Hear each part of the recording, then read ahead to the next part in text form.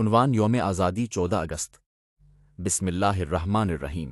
محترم پرنسپل صاحب، معزز اساتذہ کرام، معزز مہمانان گرامی اور میرے پیارے دوستو، السلام علیکم ورحمۃ اللہ وبرکاتہ۔ آج ہم سب یہاں اپنے پیارے وطن پاکستان کا یوم آزادی منانے کے لیے جمع ہوئے ہیں۔ 14 اگست ہمارے لیے بہت خوشی اور فخر کا دن ہے، کیونکہ اسی دن 1947 میں پاکستان ایک آزاد ملک کے طور پر دنیا کے نقشے پر ابھرا۔ ہمارا وطن بے شمار نعمتوں سے مالا مال ہے۔ یہاں بلند و بالا پہاڑ، خوبصورت دریا، سرسبز کھیت اور محنتی لوگ موجود ہیں۔ ہمیں اللہ تعالیٰ کا شکر ادا کرنا چاہیے کہ اس نے ہمیں ایک آزاد وطن عطا فرمایا۔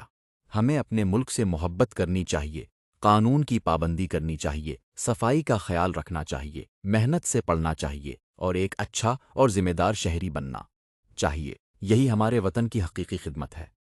آئیے آج اس عہد کی تجدید کریں کہ ہم پاکستان کی ترقی، امن اور خوشحالی کے لیے ہمیشہ محنت کریں گے اور اپنے وطن کا نام روشن کریں گے۔